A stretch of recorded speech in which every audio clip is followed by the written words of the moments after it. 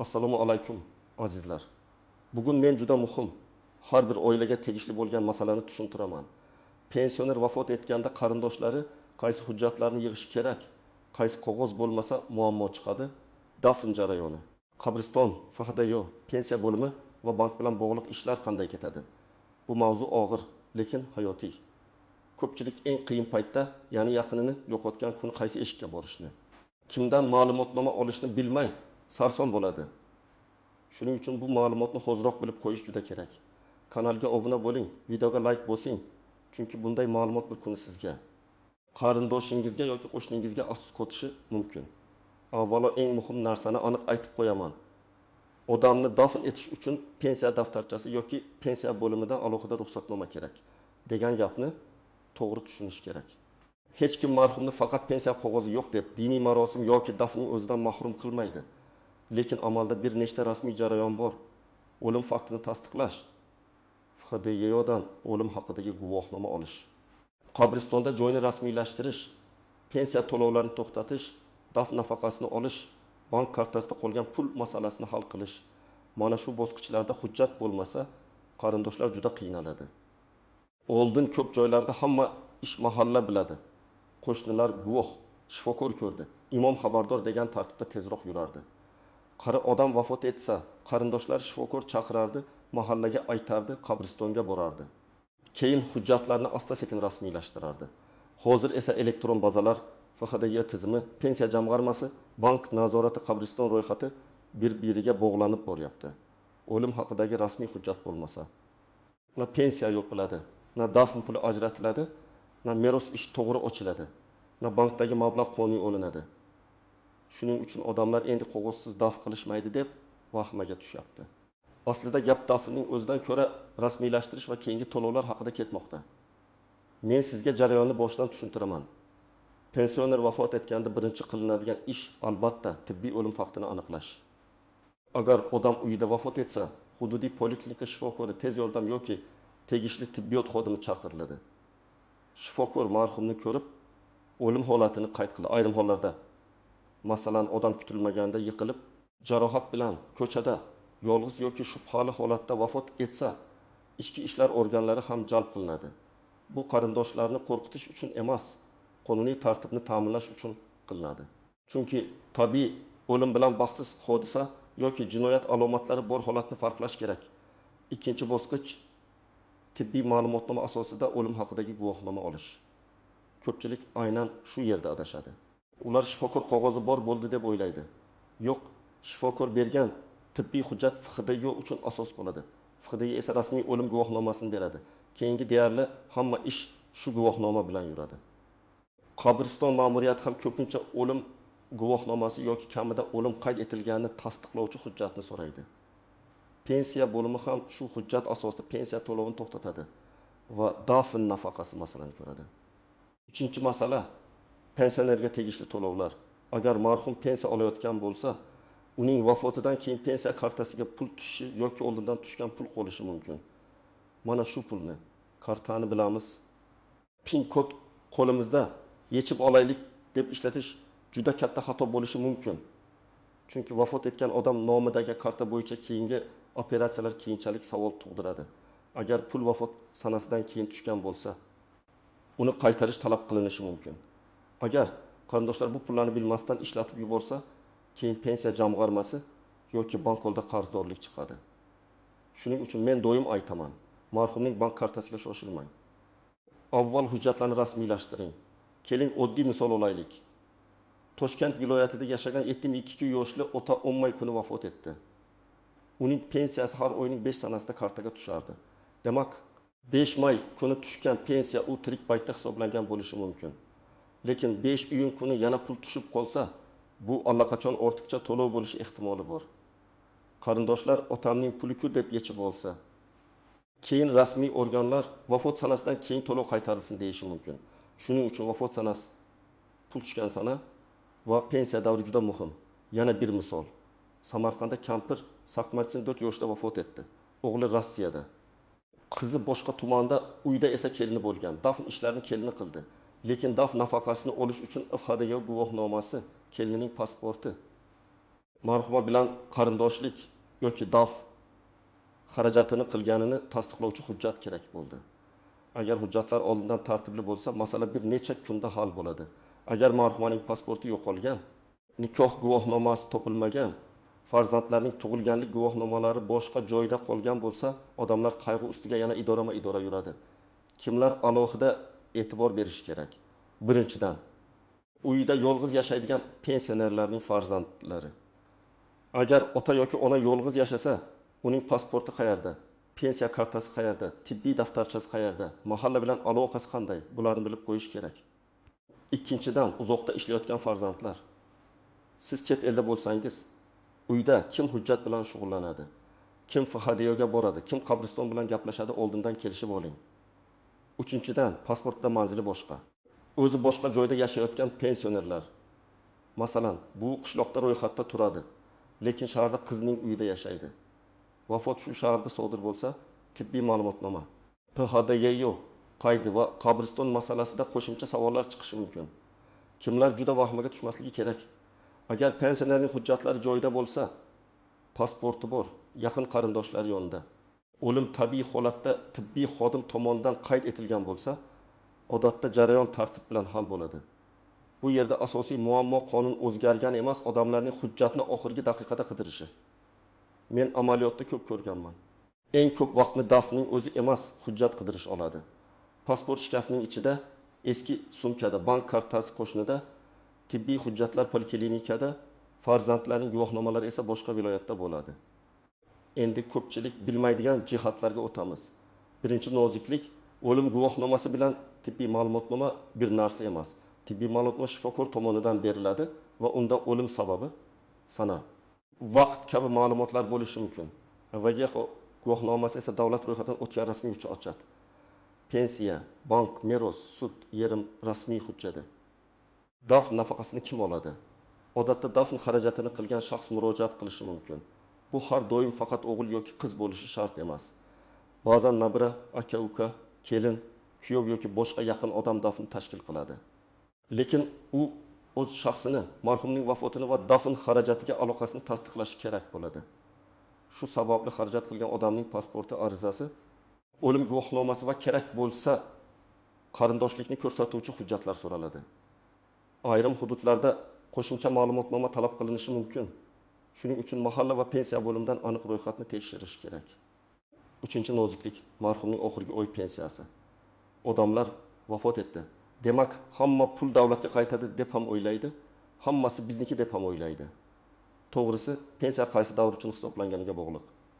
Agar pensioner tirik bo'lgan davr uchun hisoblangan pul bo'lsa, u meros tarkibiga kirishi yoki qonuniy tartibda qarindoshlarga berilishi mumkin. Agar vafotdan keyingi davr orcha to'langan bo'lsa, u qaytarilishi kerak bo'lishi mumkin. Buni o'zingizcha hal qilmang. Pensiya bo'limiga yozma yoki rasmiy og'zaki murojaat qilib, hisob kitobni aniqlashtiring. 4-tuzoq bank kartasidan foydalanish. Marhumning kartasidagi pulni yechish ba'zan qarindoshlar o'rtasida janjalga sabab bo'ladi. Masalan, katta o'g'il kartani olib dafn xarajatiga ishlatadi. Keyin qizlari kelib, bu meros edi, nega bizdan so'ramadingiz deydi. Yoki aksincha, hamma pul dafnga ketgan, lekin hech qanday chek, guvoh, yozuv yo'q. Keyin nizo chiqadi. Men bunday vaziyatlarda kamida oddiy daftar yutishni tavsiya qilaman. Qachon, qancha pul olindi, nimaga sarflandi, kimlar guvoh bo'ldi. Bu oilaviy ishonchni saqlaydi. 5-noziklik, agar pensionerning pasporti muddati o'tgan bo'lsa yoki yo'qolgan bo'lsa, bunday holatda ham o'limni rasmiylashtirish mumkin, lekin qo'shimcha tekshiruv. Shaxsni aniqlash hujjatlari, mahalla ma'lumotnomasi, qarindoshlarning hujjatlari kerak bo'lishi mumkin. Shuning uchun yoshi katta ota-onangizning pasportiga befarq bo'lmang. Endi qayerga borardi? Pasport shart emas degan fikr noto'g'ri. Pasport nafaqat safar uchun, balki tibbiy xizmat, pensiya, notarius, o'limni ro'yxatdan o'tkazish kabi muhim ishlar uchun ham kerak. 6-istisno. Marhum boshqa viloyatda yoki chet elda vafot etsa, agar pensioner mehmondorchilikda, shifoxonada, sanatoriyada yoki boshqa davlatda vafot etsa, hujjatlar o'sha joydagi vakolatli organlar orqali rasmiylashtiriladi. Keyin ularni yashash joyidagi FHDYo, pensiya bo'limi yoki notariusga taqdim etish kerak bo'ladi. Chet elda berilgan hujjatlar tarjima, tasdiqlash yoki legalizatsiya talab qilishi mumkin. Bunda holatda darhol elchixona, konsullik yoki mahalliy vakolatli organ bilan bog'lanish zarur. 7. Noziklik, mahalla ma'lumotnomasi. Ba'zi odamlar hamma narsa faqat mahalla orqali bo'ladi deb o'ylaydi. Hozir ko'p ma'lumotlar elektron bazada tekshiriladi, lekin mahalla baribir amaliy yordam beradi. Marhum shu hududda yashaganini tasdiqlash, dafn ishlarida yordam, ehtiyojmand oilani aniqlash, qabriston bilan aloqa qilish, qo'ni-qo'shnilarni xabardor qilish. Lekin mahalla ma'lumotnomasi AFHDG va o'lim guvohnomasining o'rnini bosmaydi. Bu farqni tushunib oling. Endi men sizga aniq yo'l yo'riq beraman. Agar pensioner vafot etsa, birinchi qadam shifokor yoki tez yordamni chaqiring. O'lim holati tibbiy qayd etilmasdan turib, keyingi rasmiy ishlar qiyinlashadi. Agar o'lim shubhali bo'lsa, o'zingiz hech narsani o'zgartirmang, tegishli organlar kelishini kuting. Bu keyingi savollarni oldini oladi. Ikkinchi qadam.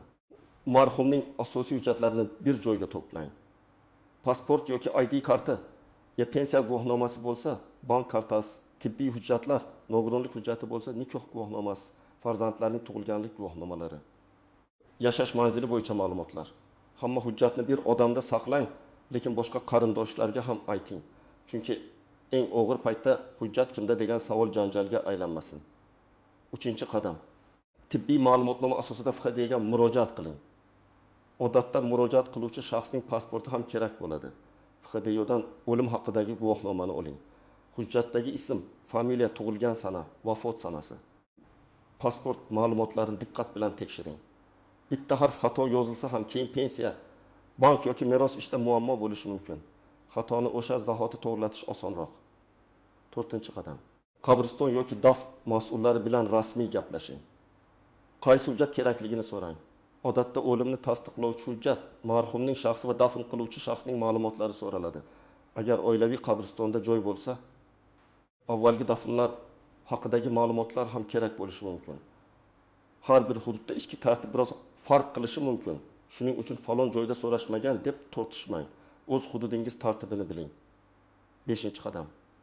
Pensiya bo'limiga yoki tegishli jamg'arma organiga murojaat qiling. Maqsad 2 xil. Pensiya to'lovini to'g'ri to'xtatish va daf nafaqasi masalasini hal qilish. Ariza yozishda marhumning FIH, tug'ilgan sanasi, vafot sanasi, pensiya olgan joyi, murojaat qiluvchining telefon raqami va qarindoshlik aloqasini ko'rsating. O'lim guvohnomasi nusxasi, ariza beruvchining pasporti nusxasi, kerak bo'lsa qarindoshlik hujjati ilova qilinadi. Agar siz dafn xarajatini qilgan bo'lsangiz, buni ariza aniq yozing. 6-qadam, bank masalasini qonuniy hal qiling. Bankka o'lim guvohnomasi bilan murojaat qilinadi. Kartani yopish, hisobdagi mablag'ni aniqlash, meros tartibi bo'yicha ma'lumot olish kerak bo'ladi. Agar pul meros tarkibiga kirsa, notarius orqali rasmiylashtiriladi. Agar pensiya jamg'armasi ortiqcha to'lov deb hisoblasa, qaytarish masalasi chiqadi. Shuning uchun kartadan yashirincha pul yechishdan ko'ra rasmiy yo'l xavfsizroq. 7-qadam, meros masalasini unutmang. Pensionerning uy-joyi, yer uchastkasi, omonati, kartadagi puli, ulushi, avtomobili bo'lishi mumkin. Meros uchun odatda 6 oy muddat muhim bo'ladi. Qarindoshlar keyin qilamiz deb yurib, muddatni o'tkazib yuborsa, keyin sudga borishga to'g'ri kelishi mumkin. Dafn ishlari tugagach, notariusga borib, marhum nomida qanday mol-mulk borligini va merosxo'rlar kimligini aniqlashtiring. 8-maslahat, tirikligida hujjat papkasi tayyorlab qo'ying. Bu og'ir gap, lekin juda foydali. Har bir oilada yoshi katta insonlar uchun alohida papka bo'lsin. Pasport nusxasi, pensiya ma'lumotlari, bank nomi, poliklinika raqami, farzandlarning telefonlari, nikoh va tug'ilganlik hujjatlari nusxalari. Bu papkani hamma ko'radigan joyga tashlab qo'yish shart emas, lekin ishonchli farzand yoki qarindosh qayerdaligini bilsin. Bu hurmatsizlik emas, aksincha yaqinlaringizni sarson qilmaslikdir. 9-maslahat. Og'zaki gapga emas, rasmiy ro'yxatga tayaning. Agar kimdir endi yangi qonun chiqibdi, 5 ta ma'lumotnomasiz dafn qildirishmaydi desa, darhol vahima qilmang. Qaysi hujjat, qaysi organ, qaysi asos bilan so'rayapti deb aniqlang. Mahalla FHDyo. Pensiya bo'limi va qabriston ma'muriyatidan alohida so'rang. Ba'zan odamlar dafn nafaqasi uchun kerak hujjatni dafnning o'zi uchun kerak deb tushunib oladi. Ana shunda mish-mish ko'payadi. 10-maslahat. Oilada bitta mas'ul odam belgilang. Vafot kuni hamma hayajonda bo'ladi. Biri imomga yuguradi, biri qabristonga, biri ovqatga, biri qarindoshlarga telefon qiladi. Hujjat ishini esa bitta sovuqqon, sabrli odam olib borsin. U hujjatlarni oladi, nusxa qiladi, ariza yozadi, kimga nima topshirilganini qayd qiladi. Bu tartib vaqtni ham, asabni ham tejaydi. Demak, azizlar, asosiy gap shuki, pensioner vafot etganda qog'ozsiz daf etishmaydi degan vahimali gapni to'g'ri tushunish kerak. Daf marosimi alohida, lekin o'limni rasmiy qayd etish, qabriston ro'yxati, pensiyani to'xtatish, daf nafaqasi. Bankdagi pul va meros masalalari uchun hujjatlar shart. Eng muhim hujjatlar tibbiy o'lim ma'lumotnomasi, FDYdan o'lim guvohnomasi, marhumning shaxsini tasdiqlovchi hujjatlari, murojaat qiluvchining pasporti. Kerak bo'lsa, qarindoshlikni tasdiqlovchi hujjatlar. Hujjatlar joyda bo'lsa, sarsonlik kam bo'ladi. Hujjatlar yo'qolgan, tartibsiz, kimdadir yashirin bo'lsa, eng og'ir kunda muammo ko'payadi. Men sizdan iltimos qilaman. Bu mavzuni oilangizda xotirjam muhokama qiling. Ota-onangizning hujjatlari qayerda? Pensiya kartasi qayerda? Banki qaysi, poliklinikasi qaysi? Bularni bilib qo'ying. Bu yomonlik chaqirish emas, bu mas'uliyat. Agar sizda shunday holat bo'lgan bo'lsa, kommentariyada yozing. Qaysi hujjatni so'rashdi, qayerda qiynaldingiz, boshqalarga qanday maslahat berasiz? Videoga like bosing, kanalga obuna bo'ling va yaqinlaringizga ham yuboring. Chunki bunday ma'lumotni oldindan bilgan odam og'ir kunda kamroq sarson bo'ladi.